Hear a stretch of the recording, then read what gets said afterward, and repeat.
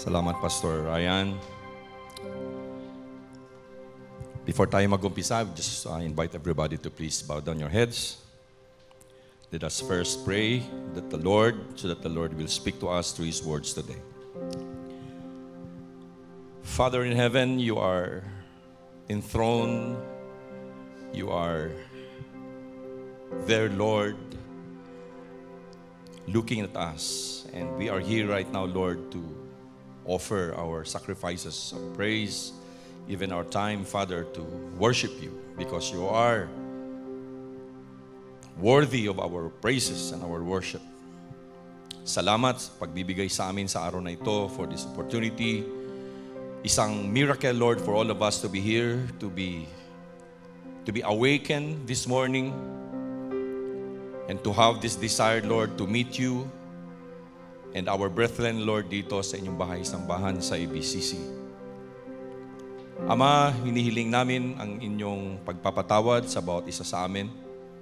May you cleanse our hearts as we sang a while ago. Open the eyes of our hearts so that we can see you, so that we can understand you. And open the eyes of our hearts, Lord, so that we can see our sinfulness before you. So Lord, patawarin niyo kami at gawin niyo kaming karapat-dapat sa inyong harapan sa ngayon. And may your servant, Lord, will be able, Lord, to deliver your message, your words, so that all of us, including your servant, will be not just inspired, but be blessed, Lord, by your goodness and by your words.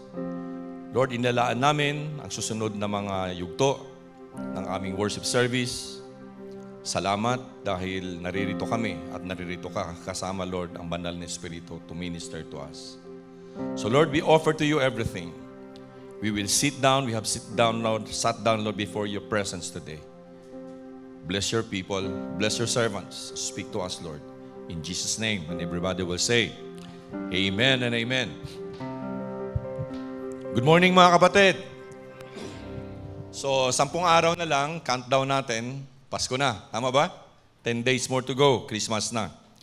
But my prayer actually sa inyo, sa ating lahat, is that meron tayong panibago at pagbabago as we prepare for Christmas. Nawa, yung preparation natin na ginagawa natin traditionally ay magbago, mga kapatid. So that we can have a different one from the previous years, yung panibagong pag-prepare sa Christmas.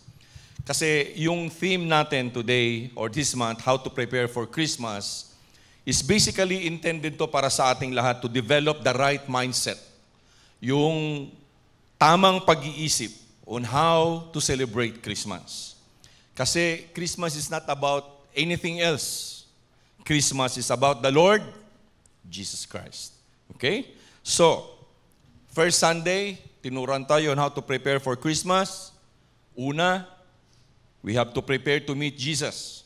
If you haven't met the Lord Jesus Christ yet, this is the time for you to prepare to meet Him. And for all of us na na-meet na ang Panginoong Diyos sa matagal ng mga panahon, I think it's high time for us to meet Him again. Tama? So the voice of God kasi, mga kapatid, at this point in time right now, seems drowned siya, no? Parang nalulunod sa ingay ng mundo. So many things that are happening all around us, and most of the time, pagka ganito yung ating nararamdaman, we feel that the Lord is silent, na hindi siya nagsasalita or hindi siya umiimik. But no, the Lord is still at work, and He's at work with me and you. Amen?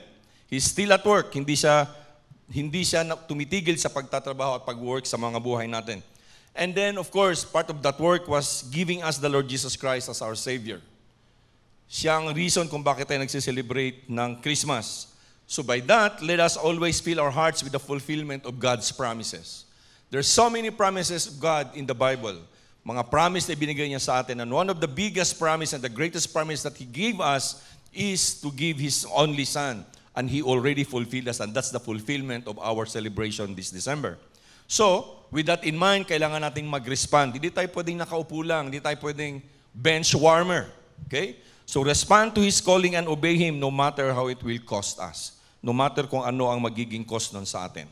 Pangalawa, last Sunday, it was a very powerful message because the title of that message or that message for that last Sunday was Prepare for Miracles. Okay? So promises and miracles happens. And so if we prepare to miracles, we have to always expect for the extraordinary.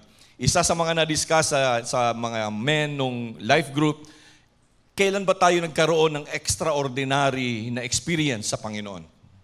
So isa sa sumagot doon, sabi na, extraordinary sa akin ang nandito sa loob ng bahay-sambahan every Sunday. Is it an extraordinary miracle sa inyong lahat? Parang mahina, hindi ata extraordinary sa inyong mag-worship sa Sunday, you know? But anyway, now, it could happen anytime sa atin, kaya we have to be prepared. Alam nyo yung mensahe nung nakaraang Sunday, there's a couple named Zechariah and Elizabeth na nagpipray sila ng isang anak hanggang sila ay tumanda. Pero parang nawalan na sila ng pag-asa na maibibigay ng Panginoon yung sa kanila. So, yung asawa, yung lalaki, pangalan natin siyang Zech. Si Zech was very unprepared when their prayers were answered. When the angel Gabriel went to him, he was very unprepared. Yung kanyang response, instead na mag-pray sa Panginoon dahil natugon na yung kanyang panalangin, ang kanyang response was doubt instead of praise. So, mga kapatid, yung kanyang asawa, si Beth, nagtago for 6 months. Alam nyo, naghintay ako na may mag-correct sa akin after nung worship service nung Sunday. Because nabanggit ko doon, kayo ba nagre-review sa message natin sa Sunday? Hindi, no? Kasi ako nagre-review talaga. I look at my face, I look at my intonation, I look at everything so that, pwede akong mag-improve. That's how you develop the ways. And of course, to review yung message kung may mali o hindi. Nabanggit ko doon na nagtago si Mary for 6 months. Naghihintay ako na may mag-text, mali ka doon, pastor. Na-interchange ko yung thought. Mary, si Elizabeth, si Beth, nagtago siya for 6 months. Hindi siya nagpakita sa mga tao. No, she hid for 6 months, fearing probably kung anong sasabihin ng mga tao. Hala, nabuntis siya. Nangyari. Di ba ganun tayo? Nangyari. Ba't nabuntis siya? If we always expect for the extraordinary things to happen, so let's be aware of how God works. Okay? Alam nyo, nung Sunday, while Pastor Ryan was preaching, I came to realize na most of the times, ang Panginoon ay sumasagot sa ating mga panalangin when we think that it is already impossible to happen. Pagdating ng panahon na kung saan tayo ay nawawalan na ng pag-asa, na parang imposible nang mangyari, doon sumasagot ang Panginoon. Tingnan nyo. Look at Zech and Beth. At their very old age, saka sila nagkaroon ng anak. Hindi naman binanggit kung how old were they, pero naiisip ko yung panahon ni Abraham at ni Sarah. Remember? Sarah and Abraham wala na silang pag-asa, and yet they were visited by a messenger from God, and Sarah nabuntis. Nagkaroon siya ng anak. The same with Zechariah and Elizabeth. You see, God works in a sense na tinitesting yung ating faithfulness. Tinitesting kung hanggang saan tayo para ma-fulfill yung kanyang mga promises. And that's what I've realized. Na most of the time, God answers our prayers when we feel and think that it is already impossible. So, nakita natin doon, Zechariah was unable to speak for 9 months dahil sa kanyang unbelief. In all this time, Zechariah realized that kung sana tinikom lang niya yung kanyang bibig, he will be able to hear the still small voice of God and silently watch kung paano gumagalaw at nagtatrabaho ang Panginoon. I think it's a reminder for all of us. Marami tayong hindi tayo matahimik, hindi tayo mapakali. We always say things and we forget to listen to the still small voice of God. You see, si Zechariah, isa siyang pare, isa siyang pastor. So I'm sure, mahilig siyang magsalita. Walang pastor na tahimik. Bawat pastor tumatay rito, nagsasalita. Siguro paglabas niya doon sa nag-expect na yung mga tao. Nag-expect yung mga tao, di ba? For kung anong sasabihin niya, pero hindi siya nakapagsalita. Sometimes, na-realize ko rin nung Sunday, sometimes tayo mga pastor, even we have to be silent and listen to God more often. Mahirap na panay ganun, tas hindi tayo nakakarinig sa salita ng Panginoon. It's not just us pastors. For all of us, what's happening all around us right now, kahapon, galing kami ng Butolan ni Pastor Ryan, hinatid ko sila doon. Grabe ang traffic. Sobrang daming tao doon. Ayun ko, bakit? Palengke, hala, ganun sila. Tapos paglabas namin kagabi, dahil bibili kami ng, ano ba yung binili namin? Bibili kami ng cake, whatever was that. Ang daming tao. Hala, bakit kaya? Because Christmas, no? So sometimes, we have to be silent, sit down, and silently watch the Lord at work sa mga buhay natin. So, God is still working. So as He works with us, we must completely rely on His grace. Ito yung last item or last point na diniscuss na nakaraang Sunday. Bakit tayo magre-rely sa grasya ng Panginoon? Why is that? Mga kapatid, reminder lang, grace is God acting generously and powerfully to do for us what we cannot do for ourselves. Iyon yung grasya ng Panginoon. It works generously and powerfully in our lives pagka alam natin na wala tayong magagawa sa mga bagay na ganito. It's always the grace of God. Even me standing in front of you right now, it's always for the grace of God. Because grace, isa siyang source ng enerhiya. It's an energy source that can help us persevere sa mga difficult time na mga buhay natin. Grasya ng Panginoon yun na pag tayo ang tawag nito, survive, not just survive, but thriving, persevere, yung magtiis sa mga difficult situations sa buhay natin. It can also energize us to face yung ating mga takot sa buhay. It energizes us to face our fears. So kung meron tayong mga takot na nararamdaman ngayon mga kapatid,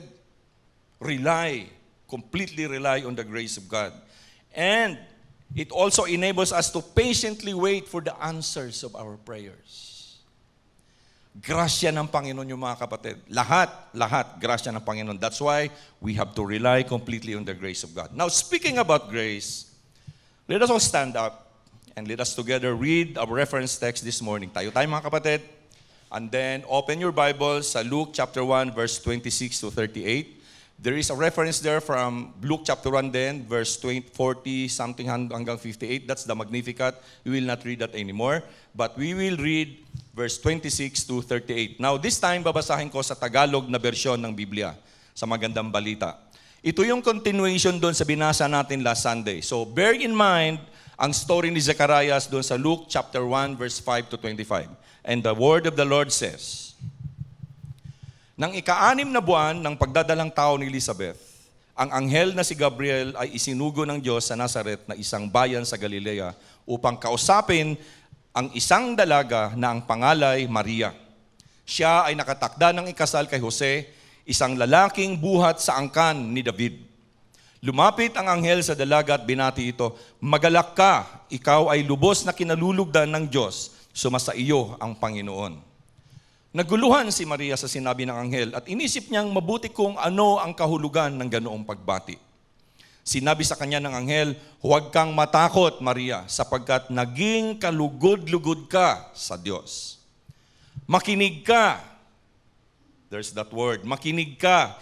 Ikaw ay maglilihi at manganganak ng isang sanggol na lalaki at siya ay papangangalanan mong Jesus. Verse 32. Siya ay magiging dakila at tatawaging anak ng kataas-taasang Diyos. Ibibigay sa kanya ng Panginoong Diyos ang trono ng kanyang amang si David upang maghari sa angkan ni Jacob magpakailanman. Ang kanyang paghahari ay walang katapusan. Paano pong mangyayari itong gayong ako'y isang birhen? Tanong ni Maria. Sumagot ang anghel, sa iyo ang Espiritu Santo at mapapasa ilalim ka sa kapangyarihan ng kataas-taasang Diyos. Dahil dito ang isisilang mo'y banal at tatawaging anak ng Diyos. Hindi ba't ang kamag-anak mong si Elizabeth ay baog? Gayunmay naglihi siya at ngayon ika-6 na buwan na ng kanyang pagdadalang tao kahit na siya ay matanda na. Sapagkat walang anumang bagay na hindi kayang gawin ng Diyos. Sumagot si Maria, ako'y alipin ng Panginoon, mangyari nawa sa akin ang iyong sinabi. Pagkatapos nito, umalis na ang anghel. You may now be seated. I don't know what you're feeling in hearing and reading the words of God. But as I was reading this, yung mga kapatid ngayon, parang nanlalamig ako, tumatay yung aking balahibo. Right? Because this is grace at work.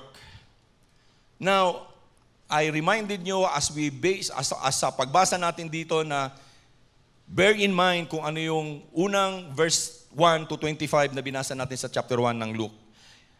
Angel Gabriel was sent by God. Ito yung kanyang ikadalawang misyon. Ang una niyang misyon ay puntahan sinong pinuntahan niyang una? What? Mali. Ang una niyang pinuntahan was Zechariah. Zechariah was the first one that the angel visited. Okay? Ito yung kanyang second mission, surrounding the birth of the Lord Jesus Christ. Now, tinan nyo, merong time na ibinigay. 6 months after Elizabeth's conception, that the angel Gabriel was sent to an obscure village. Obscure, ibig sabihin, hindi napapansin. Malaki na village to, pero hindi pinapansin. I don't know why.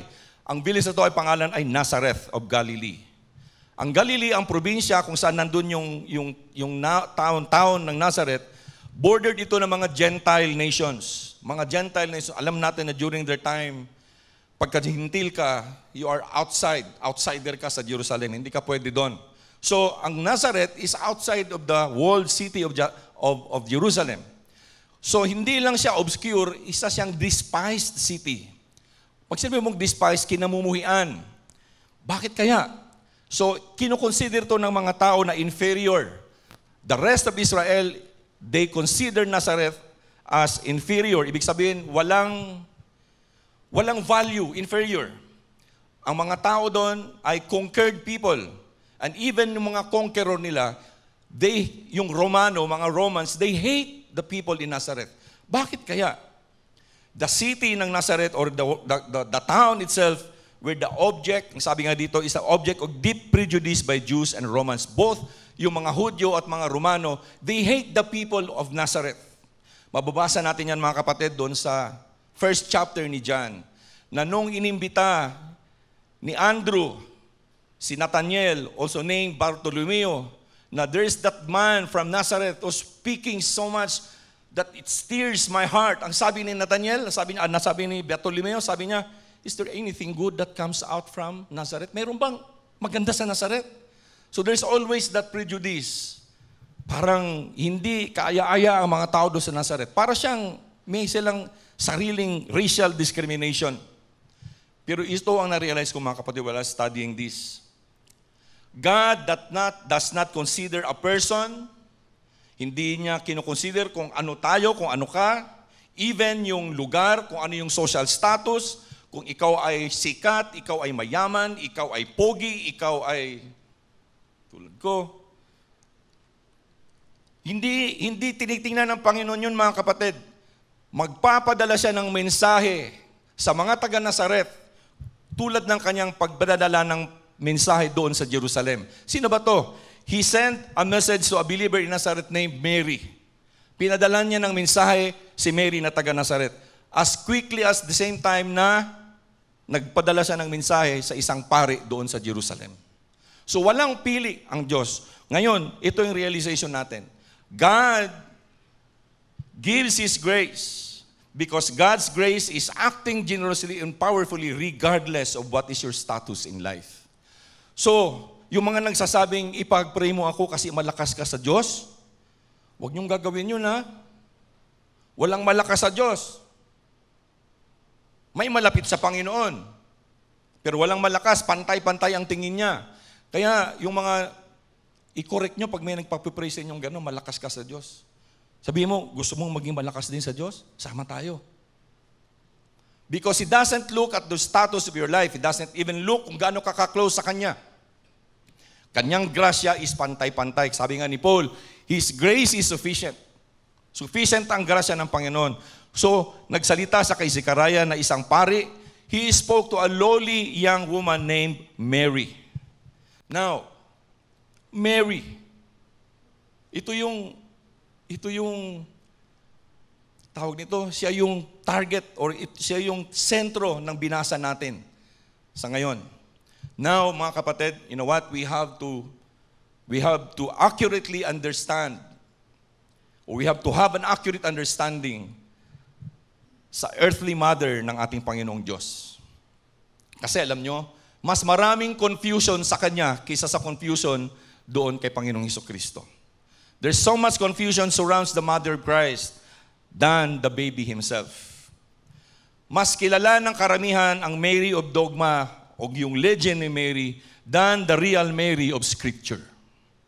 The real Mary of Scripture. Kasi maraming mga unbiblical doctrines that surrounds the person of Mary and it's being taught by others regarding Mary. So isa rito sa mga tinuturo, Immaculate Conception, isa tong pagtuturo na Mary was born without a fallen sin or a fallen sin nature and free from original sin. Free siya sa original sin. Yun yung katuruan ng Immaculate Conception. Meron din perpetual virginity na nag-i-insist na ang Diyos si Mary remained a virgin in entire life. But we know that the Scripture says that the Lord Jesus Christ have brothers and sisters. In fact, pagkamatay niya, si James na kanyang kapatid ay nag-isang chief elder ng Church ng Jerusalem. He's the brother of the Lord Jesus Christ. So sometimes we have to really be aware about these things, perpetual virginity. Meron din tinatawag na bodily assumption. It is the belief na si Mary never died. He never died. She was taken directly going to heaven in bodily form. Now, sa pagdadagdag ng mga bagay na ito, mga kapatid, the dogma of Mary, naging pagkakaintindi ng karamihan is that naging co-mediator si Mary alongside her son, Jesus Christ. Kaya nga may pangalan na mediatrix. So yung mediatrix na pangalan, mga kapatid, co-mediator. Mediator yun, tawag doon mediatrix, co-mediator. In fact, si Pope John Paul II said, sabi niya ito, and I quote, "In union with Christ and in submission to Him, she collaborated in obtaining the grace of salvation for all humanity." Protestants during the Reformation time and through the first several centuries, they reacted sharply in these teachings. So they pushed yung pendulum at the end, dun sa pinakamalayo. Kung meron tayong pendulum na ganito, ito yung katuruan sa kabila, ito yung katuruan sa kabila, sila talagang tinulak sa pinakadulo. Dahil natatakot sila na magkaroon ng excessive na veneration kay Mary. So, ang nangyari, they virtually ignored her. And I think most of us here, we virtually ignored the role of Mary. And we remain ignorant of who she is about this remarkable woman of God. So, mga kapatid, we believe that what is being written in the Scripture is what we follow. It's what guides us. The Scriptures, after 500 years of silence ng Panginoong Diyos, binigyan tayo ng salita, ng mga salita ng Panginoon na ito yung sinusunod natin ngayon. Wala naman tayong dapat ibang sundin kundi salita ng Panginoon. Amen? That's why the prophets were there. But after the prophet Micah, the Lord became silent when His people was slave and they were nandun sila sa Babylon. 500 years. And then, the Gospels came. The Gospels came. So, we are blessed, mga kapatid, that we have the Word of God right now in written form so that Dr. Luke, yung author ng binasa natin kanina, he took great care na ma-preserve ang perspective about the role ni Mary in the greatest event in history. So we should not ignore Mary, the earthly mother of God. But we should not also worship her. But we should not ignore her. Because she played a great role, this is the basis of our message this morning. So let us take a look at the events prior to the birth of the Lord Jesus Christ. Why was Mary chosen by God as His instrument? Bakit siya pinili na maging instrumento ng Panginoon? And this is the third topic of our theme this month. Prepare to be God's instrument. Paano? How? So let us learn from Mary. Matuto tayo kay Mary. Mary was intended to be there in the Scripture so that all of us will learn from her. Kung ano yung kanyang naging action when this was announced to him. So let us not ignore her. Hindi natin i-ignore dapat si Mary. So prepare to be God's instrument.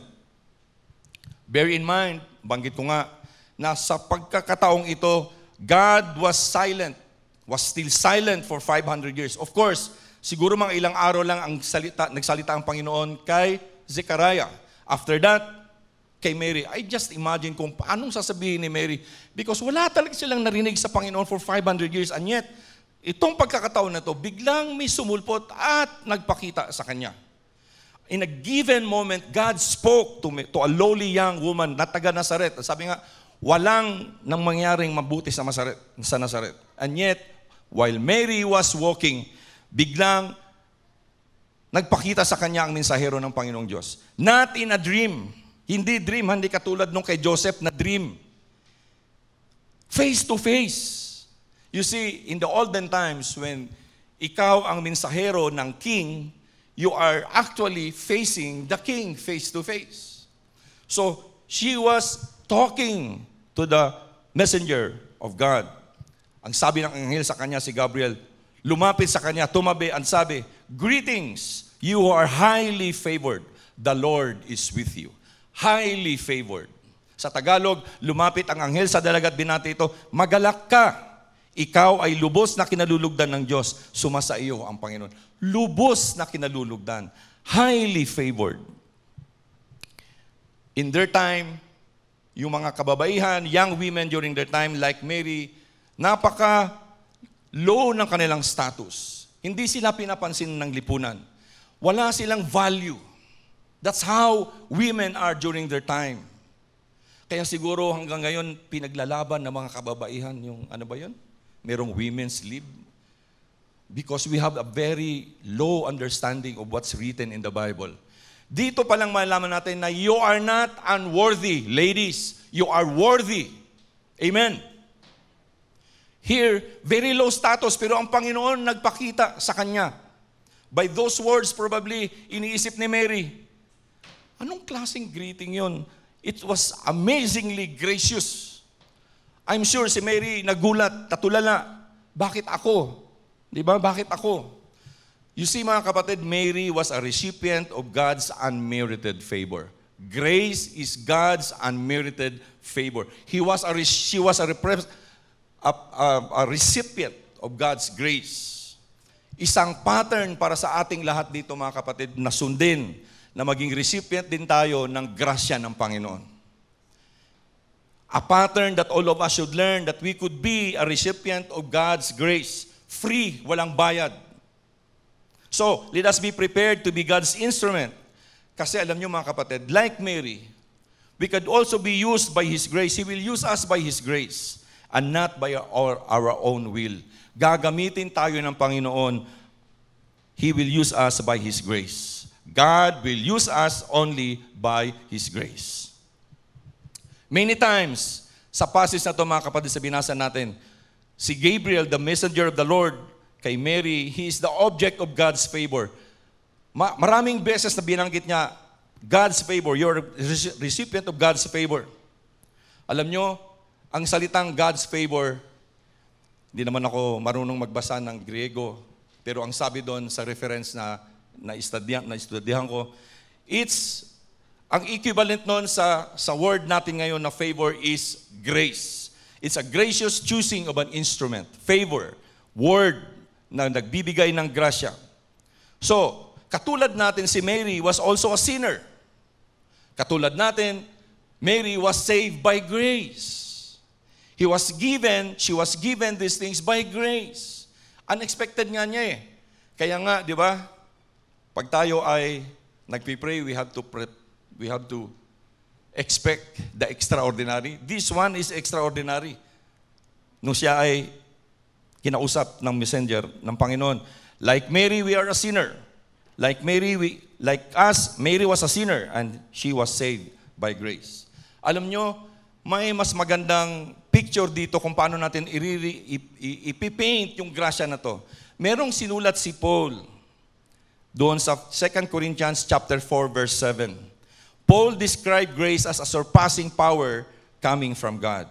Sabi niya, I am the worst of all sinners. And yet, the Lord used him mightily. Ang sobra sa kalahati sa New Testament was written by the Apostle Paul. He considers himself as the worst of all sinners, pero ginamit siya ng Panginoong Diyos out of the power of the Lord Jesus Christ. Tingnan yung basahin natin yung 2 Corinthians chapter 4 verse 7. Sa Tagalog muli. Ngunit kaming pinagkalooban ng kayamanang espiritual na ito ay tulad sa mga palayok na gawa sa putik, upang ipakilala na ang dakilang kapangyarihang ito ay sa Diyos at hindi sa amin. The empowerment that was given to them is not out of their own power. The ability of Paul to write and the ability of Paul to speak, hindi kanya yon. Sabi niya, ang dakilang kapangyarihan nito ay galing sa Diyos. Grasya ng Panginoon, mga kapatid. That's how the grace of God works. So He will use us in His power. Ang sabi na sa English, but we have this treasure in jars of clay to show that this all-surpowering power is from God and not from us. Alam ni Paul na grasya ng Panginoon ang lahat ng iyon. It enabled him to become who he was and to be an instrument to testify for God. Paul was prepared. Paul was prepared to be an instrument of God. He was prepared 3 days doon sa bahay ng nagngangalang, pangalan ng pastor? What's the name of that man? Doon sa Damascus? Kalimutan natin, ha? But he was there. Okay?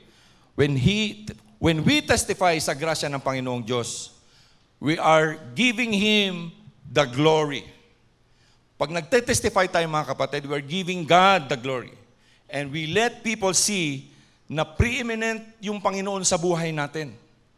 When we testify, halimbawa, when we stand up here and testify about the goodness of God, we are proclaiming that God is supreme. Hindi tayo yung supreme. That He is preeminent and God is preeminent in our lives. That's how the grace of God is working in our lives, mga kapatid. So, yung conversation ni Mary at ng Angel Gabriel was very remarkable. Extraordinary siya kasi merong contrasting yung kanyang reply o yung kanyang paano siya nag-respond doon sa angel compared doon kay Zechariah. Yung questioning ni Zechariah is more of skepticism and doubt. Normal sa atin na magtanong kung talaga bang ito para ba talaga sa akin. But yung tanong ni Zechariah was more about doubt and skepticism. Pero yung kay Mary, nagtanong siya because of reason. Isang practical question dahil alam niya na minsan hindi siya naggalaw ng isang lalaki. Kasi sabi niya, paano to mangyayari? Hindi naman ako nagalaw. Paano ako magbubuntis? It's a question of reason. Hindi katulad nung kay Zechariah. Ang tanong ni Zechariah, tanda-tanda ko na, mabubuntis pa ako? Kabuntis pa ako? Parang, that's how he answered Angel Gabriel. But kay Mary, it's a practical question. How will this be since I am a virgin? So, sinagot ni Mary ang katanungan, I'm sure, with fear. Sino bang hindi matatakot? Nai-imagine ko nga kung mangyari sa akin yan ngayon. Or mangyari sa atin yan. Kahit sa isa sa atin dito, na biglang may tumabi sa'yo at sabihin, mensahero ako ng Panginoong Diyos. Tapos biglang mawawala sa gilid mo. Anong mararamdaman mo? Because this is exactly what happened to Mary. Biglang nandun sa kanyang tabi. Sinabi niya, di ba? Who would not be afraid? Pero ang angel was very reassuring na kasi prior na sumagot si Mary, sabihin ni Mary yung kanyang katanungan about doon, sinabihan na siya nga, do not be afraid, Mary. You have found favor with God. So, kung may tatabi sa atin, sabihin natin, do not be afraid, Ryan. You're highly favored. Hindi ka magbubuntis pero magiging malakas kang pastor. Hindi pwede. You're highly favored. What if it will happen to us? Sabi nga sa Tagalog version, sabi doon, no? Dinagdagan kasi natakot si Mary, kaya sabi sa kanya ni Mary, sabi ng anghel kay Mary, makinig ka. Kasi pag tayo natatakot, hindi na tayo marunong makinig. Minsan, pag natatakot tayo, mas malakas yung tili natin, tama? Wala na tayo sa wisyo. Hindi na tayo marunong, wala na tayo sa concentration. Kaya ang sabi ng anghel sa kanya, makinig ka. Kaya makinig tayo, mga kapatid. has listened to the still small voice of God. And then in-explain ni Gabriel everything kay Mary. So nung tumahimik si Mary, na-explain, narinig niya lahat kung ano yung explanation ng Gabriel. Alam ni Mary kung ano ang ibig sabihin ni Gabriel and all of this kasi nakinig si Mary. She shut her mouth up. And then, naintindihan na she would become the mother of the Messiah. Alam nyo anong response ni Mary, mga kapatid? I am the Lord's servant.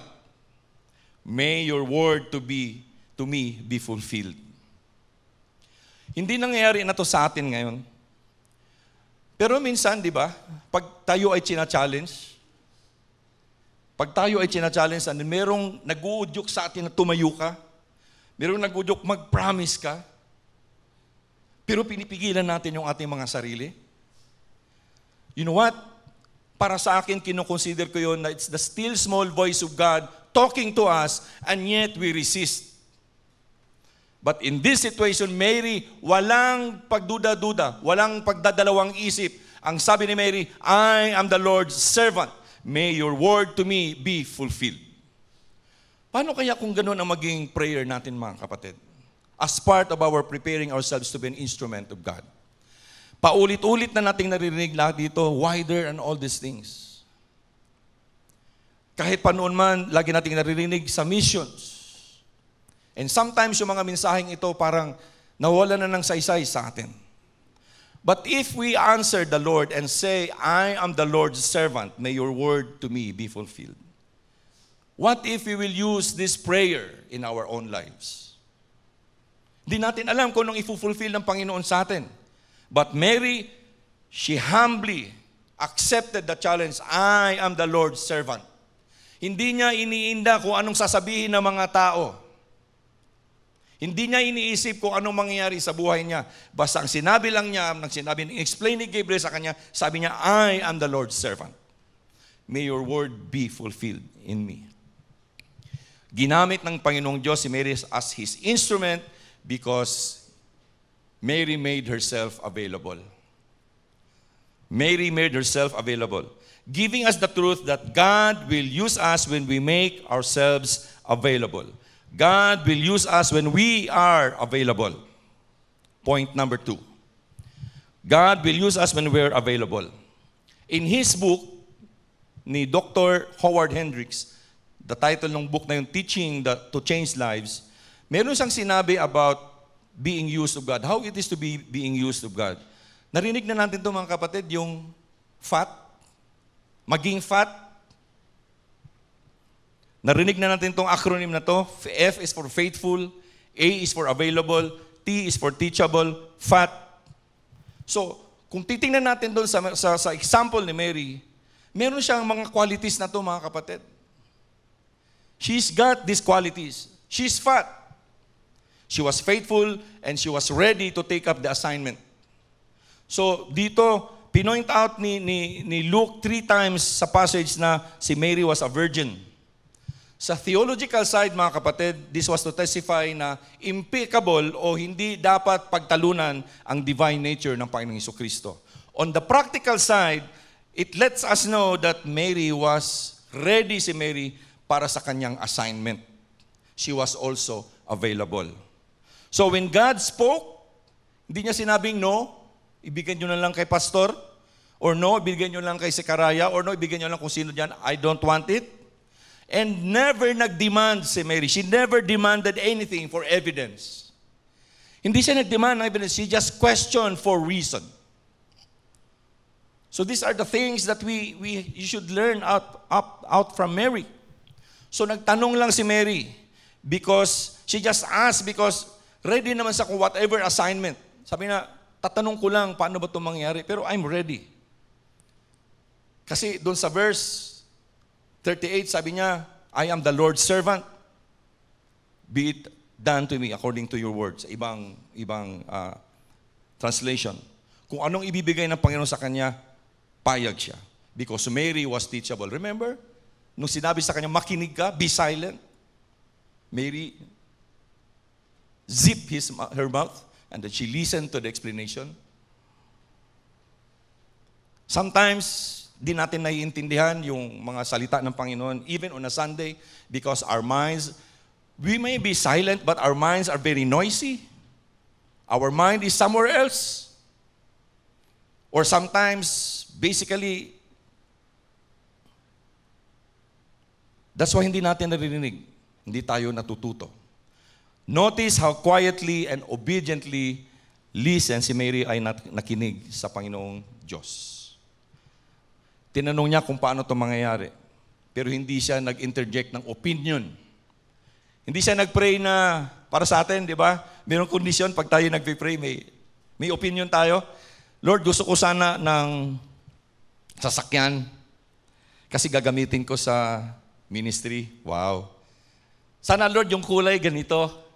Dapat yellow. May opinion. Meron tayong opinion when we pray. Pero sometimes we are told to pray na merong specifics. Pero yung minsan yung specific natin, dinidiktahan natin yung Panginoon, meron tayong opinion. Amen? Walang nag-i-amen kasi yun yung talaga nasa isipan natin. Gusto natin na ito yung dapat yung gawin. Pero si Mary never interjected. You see, the value of how we will learn from Mary's, yung kanyang, the grace that Mary has. So she simply, sige Lord, you can have your way in me. Kaya yung kanta natin, sana kinakanta natin yun sa puso. Have your way in me. Sana hindi lang yun out from our voices or from our mouth, but we really let the Lord, His way, to work in us. So, are you ready to be fat for God? Amen? Alam nyo, huwag kayong matakot kasi ito yung safest way na tumaba. This is the safest way to become fat without the fear of getting diseases. This is the only way to become fat that will bring us blessings upon blessings spiritually. Amen. We're waiting for blessings and yet we are not fat for God. So, ready tayo mga kapatid na maging mataba. Ano bang English? Ano bang Tagalog ng fat? Kayo nang bahala.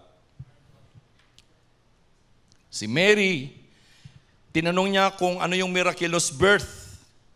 Paano to mag-o-occur? A natural question dahil consider niya sarili niya bilang isang virgin. Ang sagot ng Panginoon sa kanya, ito. The Holy Ghost will accomplish it supernaturally o extraordinary miracle. The power of God will overcome the laws of nature. Kaya maraming hindi naniniwala sa virgin birth because biologically, imposible daw mangyari. Is there impossible with God? Ang sabi nga ni Angel Gabriel, nothing is impossible with God. Of course, He cannot lie. God cannot lie. So yun lang ang bagay na imposibleng magawa ng Panginoon. And ang pangatlo, the world will testify of God's power. Okay. Then the messenger biglang umalis. Nawala. Poof! I don't know kung bigla bang nag-appear or nagwala o biglang sumabay lang kay Maria tapos iniwanan. I don't know. The Bible is not clear about that. But sometimes yung imagination natin, masyado tayong creative when we imagine. Ako iba eh. Biglang lumabas tapos lumayo. Natakot nga eh, di ba? What you call this? The messenger gives Mary the testimony kung ano yung nangyari kay Elizabeth. Si Elizabeth, naka-experience din siya ng miracle from the power of God. Giving us the assurance na kung ihahayaan natin na ating mga sarili na maging instrumento ng Panginoon, He will use us in His power. 6 months nagtago si Elizabeth. Pero nung ipinanganak na niya, pero ito merong pangyayari na nung nasa 3 months na si Mary, on the 6 months of Elizabeth, pumunta siya doon, if you will read the Bible, pumunta siya doon sa bahay ni Elizabeth. God will use us in His power. Okay. If you're wondering how it is that God is supposed to use you, ito yung sinabi ng Panginoong Hesus sa kanyang mga disciples. John 15:5. I am the vine. You are the branches. If you remain in me and I in you, you will bear much fruit. Apart from me, you can do nothing. Apart from the Lord Jesus Christ, you can do nothing. Lastly, Mary gives us the lesson that God will use us for His purposes. God will use us for His purposes. May purpose ang Panginoon kung bakit tayo gagamitin. Meron siyang sarili niyang mga rason for using people. Hindi yung sarili nating rason. Hindi siya obligated na i-explain sa atin kung ano yung kanyang purpose sa mga buhay natin. Or His purposes are sometimes, kasi mahirap hanapin minsan yung purpose ng Panginoon sa buhay natin. May kakaiba lang talagang mag-isip ang Diyos, hindi siya katulad ng pag-iisip natin. God doesn't think like we think. Pero meron tayong insight dito mga kapatid kung ano yung purpose ng Panginoon. And they nireveal niya kay Mary. God used Mary to birth Jesus to save others. Pero bakit si Mary? Selected niya si Mary for purposes of being naipanganak ang Panginoong Diyos, ang Messiah, and the world will trust in Him and the world will be saved. So, ang Panginoon ay gumagawa sa ating mga buhay as well so that others might be saved. Ito yung purpose ng Panginoon. So, yung conversation ng Angel Gabriel, si Mary, niready yung kanyang sarili. And then, she hurried to a town in the hill country of Judea. Pumunta siya doon sa bahay ng kanyang pinsang si Zechariah. And she was greeted by Elizabeth. Elizabeth, nung narinig ni Elizabeth yung boses ni Mary, anong nangyari?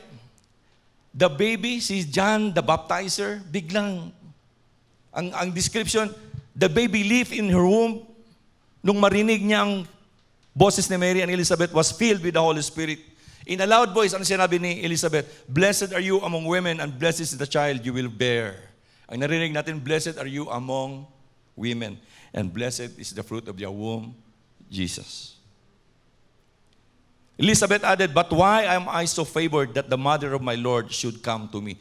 Paano nalaman ni Zechariah na yung dinadala ni Mary ay ang Lord? Because she was engulfed by the Holy Spirit. And the Holy Spirit told her, ang baby na nandyan, He's your Lord. The baby in my womb leaped for joy, ang sabi ni Elizabeth.